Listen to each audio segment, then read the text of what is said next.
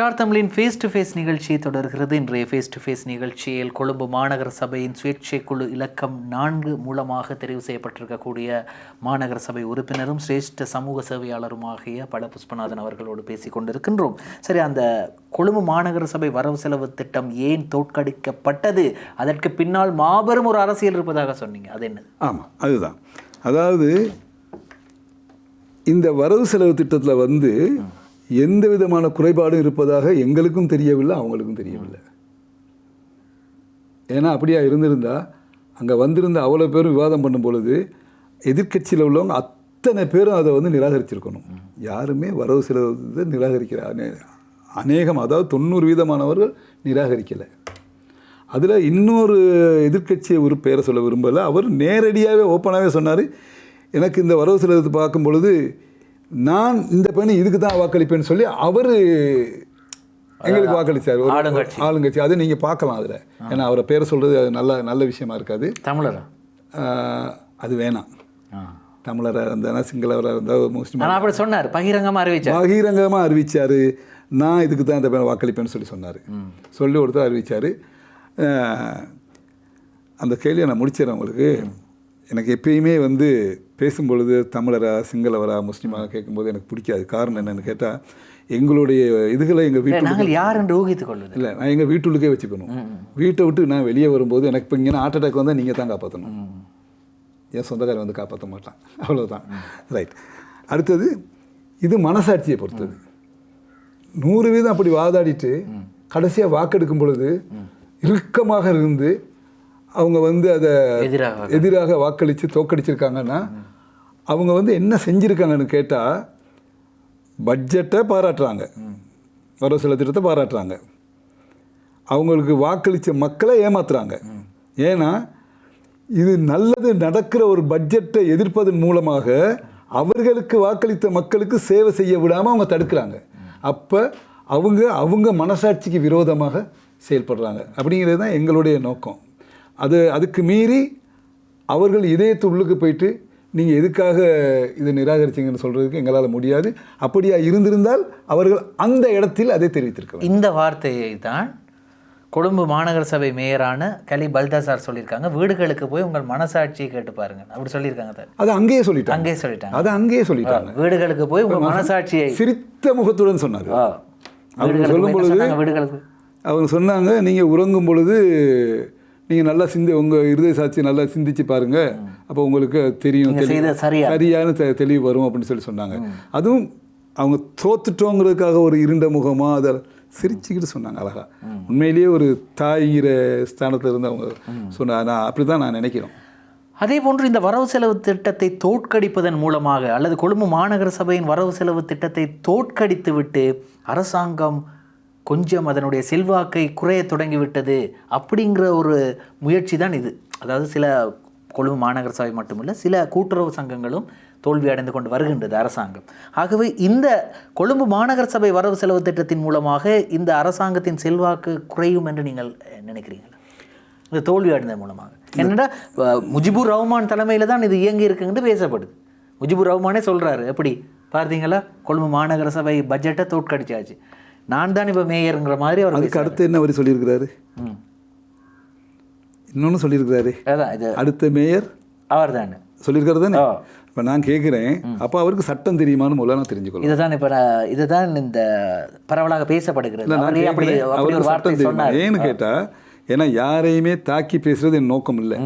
இப்போ நீங்கள் அவர் பேரை சொல்லி வர்றதுனால அதுக்கு பதில் கொடுக்க கொஞ்சம் கட்டாயம் எனக்கு இருக்குது.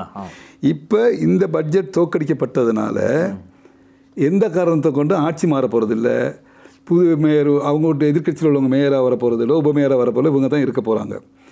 அடுத்து 15 நாட்கள் உள்பட இன்னொரு பட்ஜெட் தாக்கல் பண்ணுவாங்க.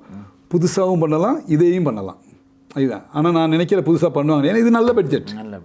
அதுவும் தோல்வி அடைந்தாலும் என்ன, அதுவும் தோல்வி அடைந்தாலும் ஒன்றுமே பிரச்சனை இல்லை, தொடர்ந்து இவங்க தான் இருப்பாங்க. 2028 எப்படி நீங்கள் இதை பாஸ் ஆக்குவீங்க? வரவு செலவு திட்டத்தின் திட்டங்களை எப்படி பாஸ் ஆகுவீங்க? தோல்வி அடைந்தால் நிதி ஒதுக்கீடுகள் இல்லை, ஒதுக்கின பணங்கள் ஆணையாளர் மூலமாக ஒதுக்கப்படும். இல்லை ஜனாதிபதி ஏதோ ஒரு ஏன்னா நான் ஏற்கனவே சொல்லி நான் புதியவன், ஆமாம். இந்த சட்டங்களை தான் படிச்சிருக்கேன், படித்து வந்தனே தவிர இந்த பணத்தை எப்படி ஒதுக்குவாங்கிறத நான் படிக்கலை. அப்போ அதை நான் அதுக்கும் ஏதாவது ஒரு வழி மாற்று வழி ஒன்று இருக்கு, தொடர்ந்து நடக்கும். ஆனால் என்ன, இவர்கள் இப்படி செய்ததனால் எதிர்வரும் காலங்களிலே மக்கள் சிந்திக்க வேண்டும். மாநகர சபை அனுப்புறதா இல்லையான்னு சிந்திக்க வேணும். அப்போ அதுதான் எங்களோட தீர்மானம், அவ்வளோதான். அதுக்கு மேலே நாங்கள் ஒன்றும் அதாவது இப்போ வெளியில் உள்ள மக்கள்லாம் எப்படி பார்க்குறாங்கன்னா, இப்போ அங்கேயே இருக்கக்கூடிய, அதாவது ஒரு சுயேட்சை குழுவாக உங்களுடைய கட்சியில் போட்டியிட்டவர்கள் எல்லாம், இப்போ நீங்கள் அந்த தமிழர் முஸ்லீம் சிங்களம் என்று பேசக்கூடாதுன்னு சொன்னீங்க. ஆனால் பேச வேண்டிய சூழ்நிலையில் நான் இருக்கிறேன். ஏன்னா காரணம், தமிழர்களை கொண்ட ஒரு சுயேட்சை குழு, அதை ஏற்றுக்கொள்கிறீங்களா? ரைட். அப்போ அந்த தமிழர்களை கொண்ட சுயேட்சை குழு எதிர்வரும் காலங்களில் இவர்களுக்கே வாக்களிக்க வேண்டும். கேடி குருசாமி அவர்களையும் பல புஷ்பநாதன் அவர்களையும் மேல் மாகாண சபை தேர்தலிலே வெற்றி பெற வைத்து மாகாண சபைக்கு அனுப்ப வேண்டும். அடுத்து பாராளுமன்றத்து இது மக்களுடைய எதிர்பார்ப்பு. அப்போ நீங்கள் 2 பேரும் என்ன சேவைகள் இதுவரைக்கும் மாநகர சபை நிதியில் செய்தது நீங்கள் சொன்னீங்க. உங்களோட நிதியில் வந்து என்னென்ன செய்திருக்குன்னு சொன்னீங்க. சில நேரங்களில் அடுத்த மாகாண சபை தேர்தலில் தனித்து போட்டியிட முயற்சிப்பீங்களா, அல்லது அனுரை கூப்பிட்டு, இல்லாட்டி ஜனாதிபதி அனுரை கூப்பிட்டு வாங்க நாங்கள் எங்களோட கட்சியில் பயணிங்க அப்படின்னு என்ன செய்வோம்? அது அந்த நேரத்தில் யோசிக்க வேண்டிய வேலை. இப்பொழுது உங்களோட ஐடியா ஒன்று இருக்கும். இப்போ அதை பற்றி நாங்கள் இப்போ எங்களோட நோக்கம் என்னன்னு கேட்டால், கிடைச்சிருக்க சந்தர்ப்பம் எங்களுக்கு 4 வருஷம். இப்போ 4 வருஷத்தில் இப்போ இந்த பட்ஜெட் தோற்றதுனால அநேகமாக 2 வருஷம் ஆகலாம். 2 வருஷம், அடுத்த ஒரு 2028 வரைக்கும் நாங்கள் போகலான்னு வைங்களே. 2 வருஷம் நாங்கள் போகலாம். இந்த 2 வருஷத்துக்குள்ளே நம்ம மக்களுக்கு என்னென்ன செய்யணுமோ அது அத்தனை செய்கிறதுக்கான முயற்சியை எடுத்து அதை செய்வோம், நல்லா பூரணமாக செய்வோம்.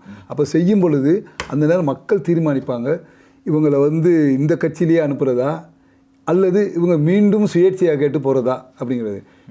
அதை மக்கள் தான் தீர்மானிக்கணும். அப்போயும் நாங்கள் மக்களை சந்தித்து கேட்போம், நீங்கள் என்ன சொல்கிறீங்கன்னா. எங்களுக்குன்னு ஒரு டீம் ஒன்று இருக்குது, அவங்கள சந்தித்து கேட்கும்போது நலன் விரும்பிகள் அவங்க மூலியமாக தான். இப்போ இந்த இடர்காலத்தில் கூட எங்களுக்கு சேவை பல, அது நான் உங்களுக்கு சொல்கிறது சரியானு தெரியாது.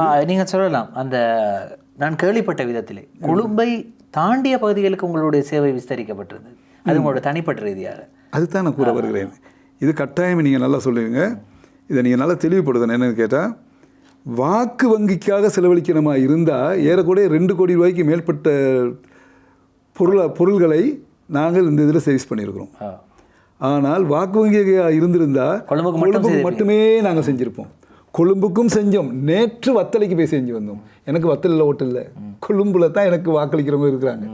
அது இல்லாமல் மலையங்களுக்கு போயிட்டு வேணும்னா அது உங்களுக்கு ப்ரூஃபோட படங்களை நான் அனுப்பி வைக்கிறேன். நாங்கள் நானும் குருசாமியும் போனோம். மடுல்களை என்ற ஒரு இடத்துக்கு போனோம். நாங்கள் எங்கள் டீமை பிரிச்சிட்டோம், வேறு வேறையாக 2 பேராக பிரித்து அதுக்கு ஒரு டீம் வச்சு பிரிச்சிட்டோம். அங்கே போகும் பொழுது அங்கே உள்ள கிராம சேவர் மூலமாக அவர்கள் அந்த சரியான ஆட்கள் யாருன்னு தேர்ந்தெடுத்து எங்களுக்கு லிஸ்ட் தரணும். அந்த லிஸ்ட்டை அவங்க வாசிக்கணும். அதுபடி இங்கேருந்து சாமானை கொண்டு போய் நாங்கள் சப்ளை பண்ணோம். குறையா எந்த விதமான கண்டி டிஸ்ட்ரிக்டும் சரி. அது இல்லாமல் இங்கே நேற்றுக்கு முந்தின நாள் கொடுத்தோம் கடுகண்ணாவையில் ஒரு உள்ளுக்கு கடுகண்ணாவையில் அந்தான எஸ்டேட். இதெல்லாம் மலை உச்சிகள்.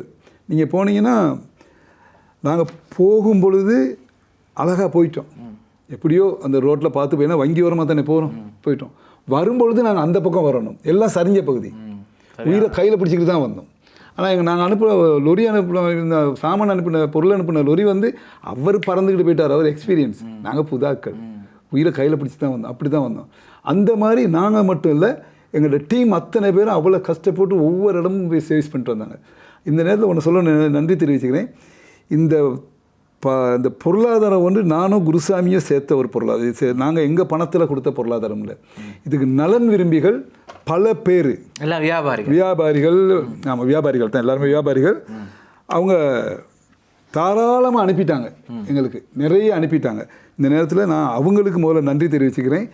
எங்கள் மேலே நம்பிக்கை வச்சு நீங்கள் செஞ்சதை அந்த நம்பிக்கையை பாழாக்காமல் சட்டப்படி என்ன செய்யணுமோ அந்தபடி நாங்கள் செஞ்சுருக்கோங்கிறது உங்களுக்கு இந்த நேரத்தில் உறுதிப்படுத்துகிறேன். எனக்கு ஒரு சந்தர்ப்பமாக நான் பயன்படுத்திக்கிறேன். இந்த பகுதியை முடிப்பதற்கு முதல் இறுதியாக ஒரு கேள்வி ஒன்று இருக்கின்றது. இப்போ சில கட்சிகள் இருக்கின்றது, அங்கே ஒரு தலைவர் தான் இருப்பார். அந்த தலைவர் தான் காலகாலமாக அந்த கட்சியை வழிநடத்திட்டு இருப்பார். அந்த தலைவருக்கு கீழே கொஞ்சம் சிறு வயதில் உள்ளவர்களை தலைமை பதவிக்கு பயிற்றுவிப்பார். இப்போ பேரளவில் நான் சொல்கிறேன். உண்மையிலே மனோ கணேசன் அவர்கள் இங்கே வரும்போது எனக்கு சொன்னார், இதே நிகழ்ச்சிக்கு வரும்போது சொன்னார், அடுத்து 2ஆம் கட்ட தலைவர்களை நான் உருவாக்கி கொண்டிருக்கிறேன். கொழும்பிலே மலையக கட்சிகளிலே யாரும் செய்யலை. 2வது தலைவர்களை உருவாக்குகிறேன் இப்போ பாருங்கள் அப்படின்னா ஒரு பெயர் பட்டியலை சொன்னார் இதே நிகழ்ச்சியில் இதே இடத்துல வந்து. அப்படி 2வது தலைவர்களை உருவாக்கும் எண்ணம் உங்களுக்கும் கேடி குருசாமி அவர்களுக்கும் இருக்கிறது. தலைவர்கள் உருவாக்குறது தலைவர்கள் தானாக உருவாக வேண்டும்.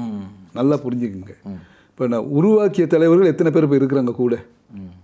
இப்போ நாங்கள் எல்லா கட்சியும் கேட்குறேன். நான் நீங்கள் மனோகணேசன் பேரை சொல்கிறீங்கன்னா அவரை பற்றி இல்லை, நான் எல்லாரையும் கேட்குறேன். எந்த கூட இருக்கிறவங்க எத்தனை பேர் இருக்காங்க? எவ்வளோ காலத்தை ஓடி போயிடுறாங்க கட்சியை விட்டு?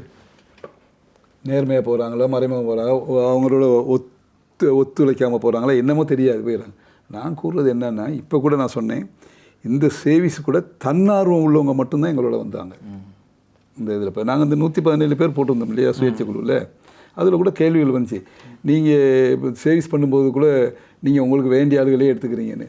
அவங்களுக்கு நான் சொன்ன பதில் என்னென்னா, என்றைக்கு நாங்கள் பொருளாதார இந்த இதுகளை சேர்க்கத்தோங்க அன்றைக்கி எங்கள் குழுவில் போட்டுட்டோம்.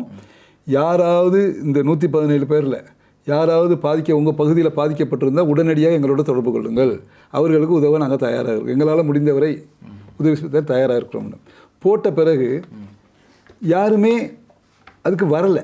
கொஞ்சம் பேர் வந்தாங்க. அந்த கொஞ்சம் பேர் மூலயமா அந்த சேவிஸை பண்ணணும். அது இப்படி தான் ஒவ்வொரு கட்சியிலும் இப்படி ஒரு குறைபாடுகள் வரும். இதெல்லாம் ஒரு சாதாரண விஷயம். ஆனால் நீங்கள் 2ஆம் கட்ட தலைவரை உருவாக்குறதுக்கு நாங்கள் இப்போ தான் முத சுயேட்சையை ஆரம்பிச்சிருக்கிறோம். இது போயிடும். வருங்காலத்தில் எங்களுக்கு தெரியும், போகிற காலத்தில் என்ன செய்யணும். எங்களோட தன்னார்வத்தில் யார் இருக்காங்களோ இப்போயும் நாங்கள் சில பேரை கேட்டுக்கிருக்கோம், தலைவர் பதவி எடுக்கிறீங்களான்னு. நானும் குருசாமியும் இதை விட்டு விலகி உங்களுக்கு கீழே நாங்கள் வேலை செய்கிறோன்னு 2-3 பேரை கேட்குறோம். எல்லாரும் முடியாதுன்னு தான் சொல்கிறாங்க. இதுதான் இன்றைக்கி அரசியல். சரி, நிறைய விடயங்களை பேச வேண்டியிருக்கின்றது. தொடர்ந்து பேசலாம். ஸ்டார் தமிழின் ஃபேஸ் டு ஃபேஸ் நிகழ்ச்சியில் ஒரு சிறு விளம்பர இடைவேளை.